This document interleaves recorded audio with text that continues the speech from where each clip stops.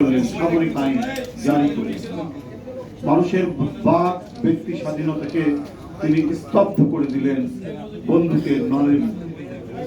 এরপর 9 বছর আপসহীন সংগ্রাম, অবিচ্ছিন্ন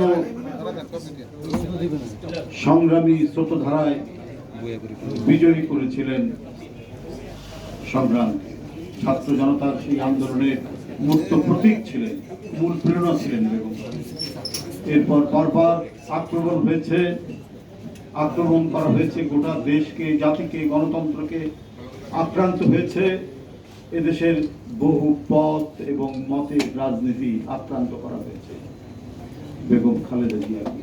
তারপর বিন্দু মাত্র তাকে বিচলিত করা যায়নি, তার কর্তব্য কর্ম থেকে তাকে বিচ্যুত করা যায়নি।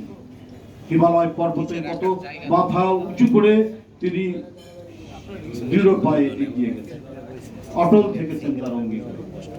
বন্ধুরা আমার, আগামীকাল তার জন্মদিন।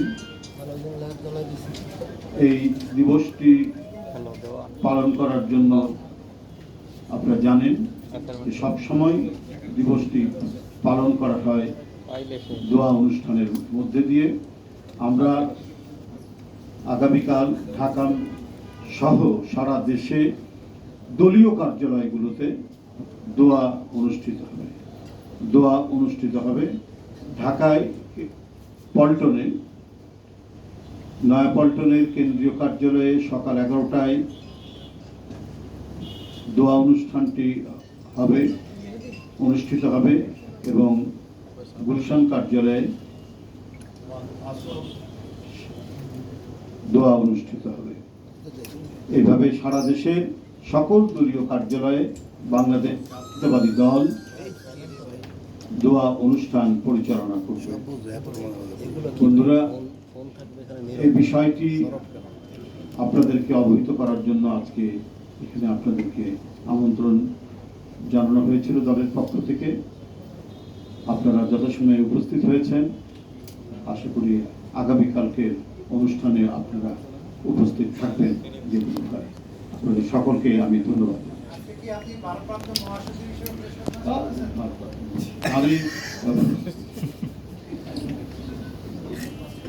সিনিয়র যুগ্ম মহাসচিব হিসাবে প্রেস কনফারেন্স করছি।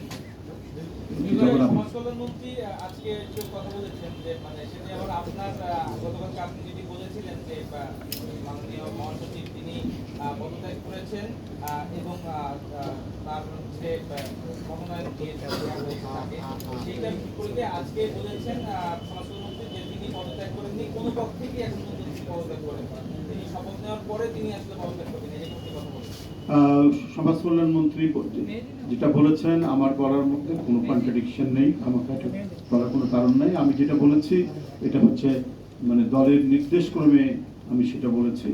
আমি দলের সিনিয়র যুগ্ম মহাসচিব যেটা বলি সেটাই বলেছি। আর একটা ব্যাপার হচ্ছে আইনগতভাবে এখানে কোনো বাধ্যবাধকতা নেই যে শপথ করার পূর্বে দলের পদ থেকে বা সরকারের অন্য পদ, মন্ত্রী হোক বা এমপি হোক, এখান থেকে যে পদত্যাগ করতে হবে এ ধরনের কোনো ধরনের বাধ্যবাধকতা নেই আইনগতভাবে। কিন্তু যেহেতু উনি দলের মহাসচিব, কালকে দলের মনোনীত রাষ্ট্রপতি তিনি হয়েছেন, মানে রাষ্ট্রপতির মনোনয়ন পেয়েছেন দলের পক্ষ থেকে। এই কারণে তিনি মনে করেছেন নৈতিক কারণে তিনি দল থেকে পদত্যাগ করবেন। এই হিসাবে তিনি পদত্যাগ করেছেন, যেটি দলের যে নির্দেশ, সেই নির্দেশ অনুযায়ী আমি আপনাদের কালকে বলেছি। এটাই হলো ঠিক, আমি যেটা বলেছি সেটাই ঠিক।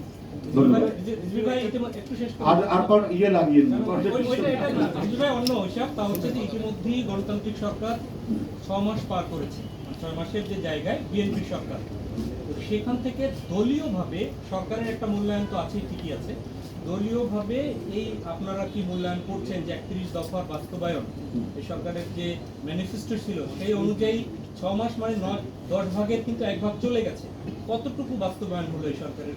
আমি বলবো যে আপনি এই যে বাস্তবায়নের জন্য 6 মাস যে মানে পূর্তি হলো, সেই ক্ষেত্রে কতটুকু বাস্তবায়ন হয়েছে সেটার একবারে লিখিত একটি বর্ণনা বা একটি বুকলেট আপনারা পেয়ে যাবেন, কাল পরশুর মধ্যে আপনারা পেয়ে যাবেন। সেখানে দেখবেন শতকরা কত ভাগ হয়েছে। সেক্ষেত্রে আমি বলবো শতকরা মানে এই যে লক্ষ্য পূরণ, যেটা 6 মাসের মধ্যে টোটাল যে অঙ্গীকার বা ম্যানিফেস্টোর কত অংশ হয়, সেই অংশ অনুযায়ী 6 মাসের যে লক্ষ্য, সেই লক্ষ্য মোটামুটি সবগুলোই পূরণ হয়েছে। কোথাও হয়তো 19-20 হতে পারে, হ্যাঁ, কোথাও হয়তো 100% না হলেও সেখানে 95%, 90%, কোথাও 100% হয়েছে। আপনার এই ধরুন 6 মাসের মধ্যে আমরা কতটুকু ইয়ে দিতে পারি, কি বলে, ফ্যামিলি কার্ড দিতে পারি, কৃষক কার্ড দিতে পারি, কত কিলোমিটার আমরা খাল খনন করতে পারি, এগুলো সম্পূর্ণ স্ট্যাটিস্টিক্স আপনাদের হাতে আপনারা পৌঁছে যাবে। তো আমি আপনাদের বলবো যে এটি 6 মাসের যে লক্ষ্য, সেই লক্ষ্যটা অধিকাংশ যে কর্মসূচি, সেই কর্মসূচিগুলো যেটি আমাদের ম্যানিফেস্টোতে যেটি উল্লেখ আছে, যেটি অঙ্গীকার করা হয়েছে নির্বাচনের প্রাক্কালে, সেগুলো অধিকাংশই পূরণ হয়েছে। এবং এটা কারণ সরকার তো 6 মাসের মধ্যে একটা প্রস্তুতি নিতেও তো একটা সময় লাগে। প্রস্তুতি পর্ব বা কর্মসূচিগুলো জোরালো গতিতে এগিয়ে নিয়ে যাওয়ার জন্য যে একটা রান আপ করতে হয়, সেই রান আপের সময় যায় 6 মাস 1 বছর। তো সেইটা মোটামুটি একটা গুছিয়ে নেওয়া, প্রশাসনকে গুছিয়ে নেওয়া এবং ইমপ্লিমেন্ট করার জন্য ইমপ্লিমেন্টিং যে ইনস্ট্রুমেন্টগুলো আছে, সেই ইনস্ট্রুমেন্টগুলো মোটামুটি গুছিয়ে নিয়ে কাজগুলো করতে হচ্ছে। তো সুতরাং আপনি দেখবেন যে এর পরবর্তী 6 মাস আরো জোরালোভাবে এটা অ্যাক্সেলারেট হবে এবং এটা ত্বরান্বিত হবে এবং কর্মসূচিগুলো সফল বাস্তবায়ন হবে। আচ্ছা, আপনাদের দলের পরবর্তী মহাসচিব নির্বাচনটা আপনারা কিভাবে করবেন?